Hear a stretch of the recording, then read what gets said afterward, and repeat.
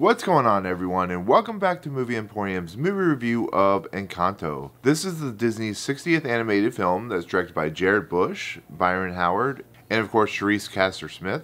Now, before we begin, if you like this channel, awesome! Hit the subscribe button to join Movie Emporium, hit that notification bell at the top to find what's coming next. If you like any of these videos, awesome! Hit that like button as well as comment below any video to watch, including this one. And so in this world of Encanto, which is a musical, of course, a very magical story, it's basically about a young woman who is voiced by Beatriz, who of course plays Mirabel, who in essence doesn't have what is called a gift. Her entire family, through a few generations, because of this candle, which is called Encanto, have been given gifts or powers or superpowers, or however you want to look at it, of stuff like being super strong, being super pretty, perfect, having the ability to heal, but also having those like negative powers where a guy gets bitten by bees and somebody has a cloud over their head whenever they get angry. And it's very much a story about a young girl on a search for identity, a young girl who's on the search for why she doesn't have, her gift, what exactly happened, and it leads to a mystery about a certain individual in the family that kind of disappeared, and why not only is the magic disappearing, but why are cracks appearing, and what does that have to do with Mirabel's character in the long run. So that's kind of the synopsis of the story. And so as we see with the title card, the Steamboat Willie title card sequence, this is Disney's 60th animated film they've ever created. And that would be kind of crazy to think about, but it's Disney. They've been doing this since the 1940s or 30s with, of course, Snow White. But what makes this movie interesting, and what Disney has been kind of focusing on in the last, few decades now, is creating what is, I consider, multicultural stories. And what I mean by that is they go to different parts of the world and tell stories that are not only unique and different because we don't never experienced it before, but are still familiar because it deals with family, it deals with identity, and it deals with our place in the world, which a lot of Disney films have done, ever since Snow White. And so doing a film that's set in Colombia with a Colombian family, it really feels like something Disney has a good grasp on in a lot of aspects. And so the question truly remains, and the one you're all asking, does this fit Disney's gold standard of animated filmmaking? Now, what I mean by that is, how's the technical achievement, how's the storytelling, how is the overarching Disney narrative, and how's the music from Lin-Manuel Miranda? Is it good, is it bad, so on and so forth? And 100% yes, this film is definitely of Disney's gold standard. It's a film that can fit in the pantheon of other Disney films, especially their animated properties throughout the last 80 years. But what this film does that makes Disney so special is it can tell a story about a family in Colombia who have this magical house, which is actually pretty incredible, and still make it 100% relatable to every culture and nationality in the entire world. So this film, dealing with individualism and identity and who you are and what your place in the world, how you are with your family, is still relatable to somebody like me. And then I'm not even Colombian, I'm not of that nationality, but I still can take away something from this film that still can affect me in an emotional and resonant level. And that's why Disney is so good at what they do, is they can do this, they can tell very interesting multicultural stories and still allow somebody like myself to be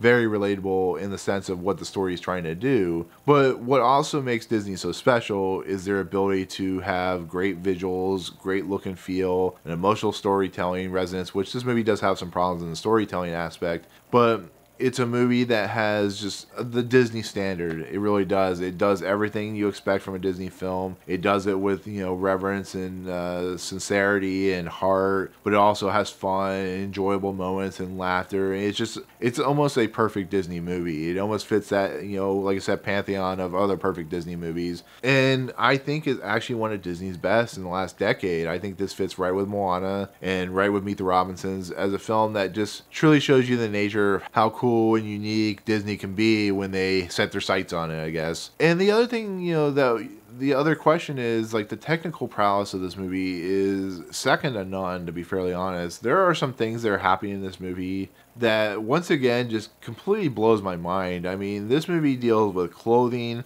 it deals with hair, it deals with the movement of face. Like, for instance, when the mother hugs Mirabel, her face and her body actually conforms to that hug. So her face is you can see kind of the skin shifting and stuff like that. And it's crazy to watch. It's like almost realistic without being realistic. There are moments in this movie with the hair, which the hair almost looks like real hair. And like there's particles of sand that gets into Mirabelle's hair, and you can see the individual particles like falling out, or her glasses and how the sand just kind of falls out. Like there's the technical achievement of like the physicality of the world and like the, you know, the normal stuff that we don't even think about and how impressive it is.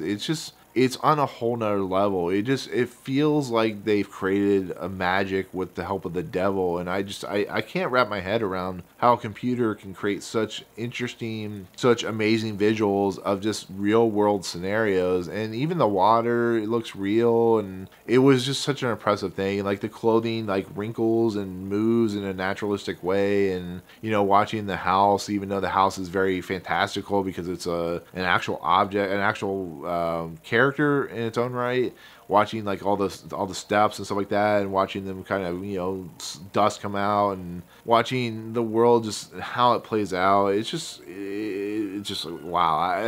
It blows my mind every time I watch a Disney or Pixar movie. And you know, DreamWorks Animation has been getting a lot better about this too, but it's really crazy to watch. It really is. I'll get into just real quick some like negative stuff about this film. There's not a lot, but I will get into some negative stuff because it did bother me, and then I'll talk about Lin-Manuel Miranda stuff. But this film is something I've noticed as a trend for Disney the last few years. And that trend, of course, is being somewhat mean-spirited with particular characters of the movie. Now, if you watch Moana and you especially watch Frozen, some of the characters in the movie are very downtrodden, very angry, and kind of despicable in a lot of their character traits. And it doesn't make them bad characters, but they're trying to go for a sense where this character that is very mean-spirited has, in essence, lost their way. So, for instance, the parents of Moana, or even maybe like the sister of Frozen, but especially the abuela, which is still a fantastic character because of the stuff she's had to deal with all her life and how she's trying to protect this candle. The fact that when Mirabelle doesn't get her gift, it automatically makes her like almost feel like the enemy of this family, and therefore it actually takes down a few notches the likability of Abuela. And I just had so much contempt for that character for the longest time until it gets to its conclusion,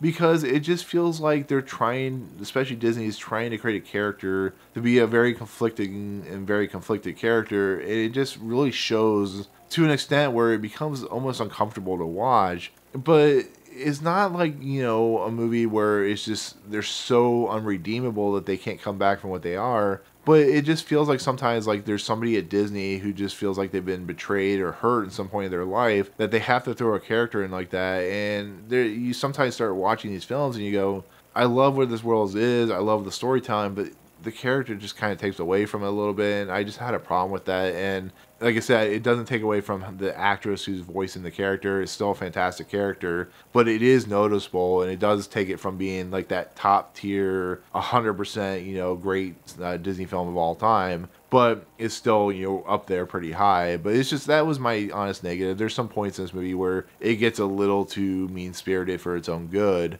But with that said, that's pretty much all my negatives. You know, it's still a great film. It's still a great family film. I just had to put that out there as a review.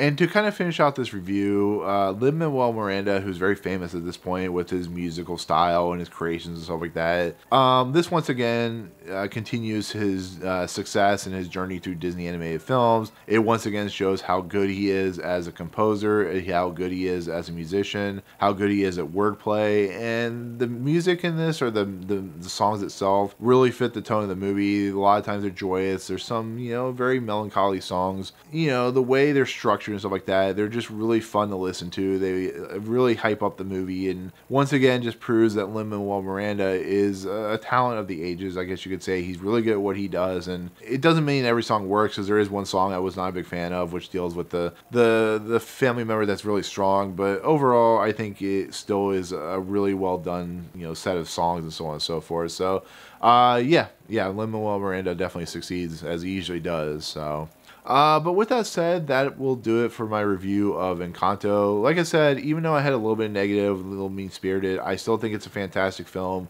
It's definitely a fantastic family film. It gives you a lot of messages that are very relatable, and I feel definitely fits in the pantheon once again of the Disney animated properties. So yeah, that'll do it. That'll be my take on Encanto. Thank you so much for watching. Comments below. Let me know what you think of the film when you see it. It comes out Thanksgiving. Did you like it? Did you not like it? All that good stuff. But otherwise, if you like what you see on this channel, hit the subscribe button to join Movie Emporium. Hit that notification bell at the top to find what's coming next. If you like any of these videos, awesome. Hit that like button. And as always, we'll see you guys on the next video.